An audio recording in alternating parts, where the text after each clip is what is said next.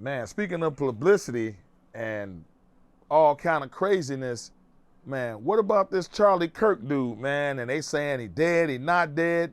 Man, the government, they got guys on the side, people sending all kind of photos, sending signals. Man, man, first of all, do you like this guy? What's your take on him? Okay. So, we got to be careful with this. Why? Because, I'm going to tell you why. Because it ain't nigga business. Okay. And I'm very good with business, but this is a very, very testy subject of people. Okay.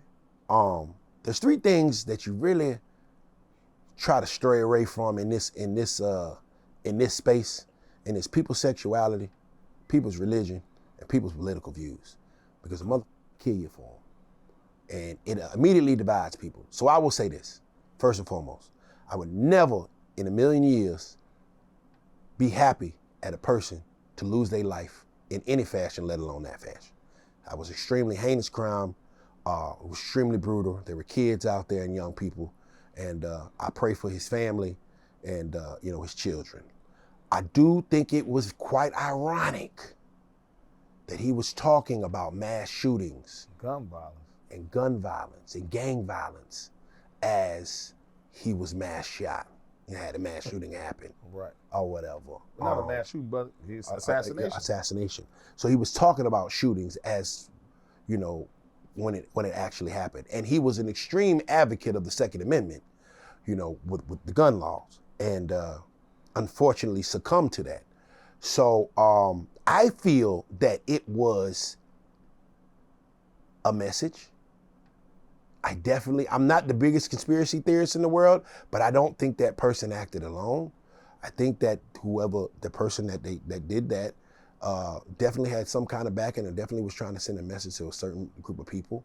And I'm pretty sure, or at least I feel, that there is a lot more than what meets the eye in that situation. Yeah, because tugging on the ears. I've been seeing so many videos. It look like they're doing baseball signals and shit. Baseball signals. Yeah. Like they calling in a strike, on them. Right. Yeah, that's exactly what it looked like. And so, yeah, that's deep. And my personal views of Buddy, I don't know him personally. I've ingested some of his content. Some of his content I agreed with. Some of his content I didn't. Some of his content I thought was funny. Some of his content I think was a little over the top. So I don't have a personal opinion of him. Right. I just heard and seen him just like everybody else. But I do feel that there is more behind this situation, because it just doesn't make sense that this young kid was able to get a high-powered rifle and position himself over the school and not get seen by all of the security and all of the campus police. 2 football fields away. Right. Allegedly. 200,000 yards. Well, right. 200 yards. Yeah, 200 yards. That's a long way. Yeah, it is, you know what I'm saying? But that's just a lot for a young kid to process, a lot for a young kid to strategize, and a lot for a young kid to plan without any kind of backup. I was in the military for 8 years, and our snipers, you have a sniper and you have, what they used to call them, the guys that tell you the wind speed and spotters. All that. Spotters, right. You know what I'm saying? So they military have spotters. So you telling me this young kid from 200 yards out with no backup, no spotter, nobody telling him about the wind speed? Because if you really shooting like that, you know about that. You know what I'm saying? And his parents said that he never was into that politics or anything like that. So how the he get that off? Yeah. There's like 20, 30,000 people. Ain't nobody noticed the white boy on top of the ceiling? Yeah, no. See what I'm saying? No, so I think it's more there. I think Charlie might have been. Sometimes people want to silence people, man, and you piss the wrong people off, they want to shut you up. I don't know here nor there. I don't think that young kid acted alone. All right, so we're gonna switch. Okay. Gunna. Talking about a snitch renaissance. You got Gunna. Whoa, snitch renaissance. Snitch renaissance, man. These guys, man. They say, man, Gunna. But he seemed to be doing well after, Gunna got bigger. Trolled him and was, saying about this snitch, blah, blah, blah, blah, blah, blah. But Gunna don't look like he hurting for nothing that happened. Right. What's your thoughts on that? Gunna has gotten bigger from all of this. Gunna is a prime example of the only type of bad publicity is no publicity. Gunna did exactly what the he was supposed to do when he got out of jail. Shut the up and drop music. Shut the up and go to work. Shut the up and let the music speak. Man, you and see a couple people running up on him online though? Hey man, just because the clown makes tells a joke don't mean it's funny, dog. Clowns are gonna be clowns, trolls are gonna be trolls, men are gonna be men, rats are gonna be rats, and hamsters are gonna be hamsters. You see what I'm saying? But the fact of the matter is, that man did exactly what he's supposed to do, and he's actually the one that really took off from this whole situation. He one of the biggest artists in the game right now. And before he wasn't as big as he is now. So what'd that tell you? Hey, man, you said that laughing all the way to the bank, bro. Oh, is he still in Atlanta? I mean, I ain't babysitters or whatever, but he ain't have no Gunna ain't gonna have no problem. Ain't nobody about to play with that boy. Ain't nobody about to play with that man, bro. Don't nobody play with these, bro. With these they calling rats, bro. And I'm not gonna say too much on this, but like I know someone personally. The main ones that they calling rats ain't exactly that you want to play with. There's a reason why Woody be in Atlanta and nobody tried him. There's a reason. I ain't gonna say too much on this interview, but there's a reason why Woody be here, there, poster flyer everywhere, and ain't nothing but happy. There's a reason why Gotti can move around and do 20v1s and don't nobody play with him. You can take it how you want to take it. Yeah, I'm gonna get you back there. But man, shouts out Yak. Man, but you said I heard you say in an interview, you said that people don't care about the truth. They just care about being entertained. What? So is Gunna living proof of that? For sure.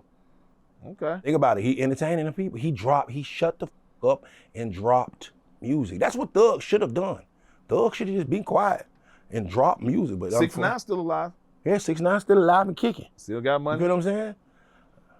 So, that's what he should have done. He just should have shut the hell up and goddamn dropped music. Unfortunately, that didn't happen. You know what I'm saying? But it is what it is. But we're not gonna sit there and label this man something that he not. Then why do you think people pick and choose like who they want to label a rat? Like, so for instance, T.I. told him his dead cousin. Right. 50 Cent been trolling. He took the stand? No. Okay. Is his dead cousin in jail about it? I think his dead cousin in jail about it? His dead cousin in the cemetery. Ain't nobody in jail about T.I., right? No. Then that, by the definition of a snitch. So you gotta go to jail. Or somebody gotta be implemented. Somebody gotta do. How the hell are you snitching on somebody? Hold on, brother. Hold on. Let's take it back, man. You about my age now. Now let's talk about the definition that I remember or what I heard growing up. Because given I'm a civilian, I'm a sidewalk to the death, right? So the definition I heard is talking to law enforcement to implicate, or lock somebody up. That's snitching, to get time off your sentence. If me and you, first and foremost, it gotta be some street. If me and you gonna hit a lick, and I'm the driver and you the goddamn shooter, and I tell them folk that, he was the shooter, I ain't had nothing to do with it to get time off my sentence so I can go home. That's snitching. If you come and break in my house and I'm a law-abiding citizen and I call the police on your black ass because you broke into my house and I pay taxes on that, that ain't snitching, that's regular people. We gotta start blurring the lines of what it is. Like, hey, you did it. He did it. Put him in jail. That's snitching. Talking too much, cool. Because if that's the case, then every time you walk up to a police officer, or every time you pass a police officer in the goddamn gas station, you say, hey, how you doing? And you speak back, I'm doing good. Oh, you snitched, then you talking to law enforcement. Yes. When you go in the club, hold on now. When you go in the club and the police is out there and they ask you, do you got any guns or firearms before they frisk your ass, and you tell them no, yes, you snitched then. Because you spoke to law enforcement about illegal. No, let's push the goalposts all the way back, bro. No, man, that's simple conversation. That ain't okay. Conversation with the police. That's what Thug did. Man, some cats, where I'm from, he just did a lot of conversating. From where I'm from, they consider that snitching just. Man, watch out, man. You engaged in any of that. Man, watch out, man. Man, watch out, man. Hey, man, if you told that police that I ain't got no guns or firearms in my goddamn, you snitching in any kind of conversation with, if that's the case, stop moving the goalpost. That man just did a lot of talking, bro. But talking ain't snitching.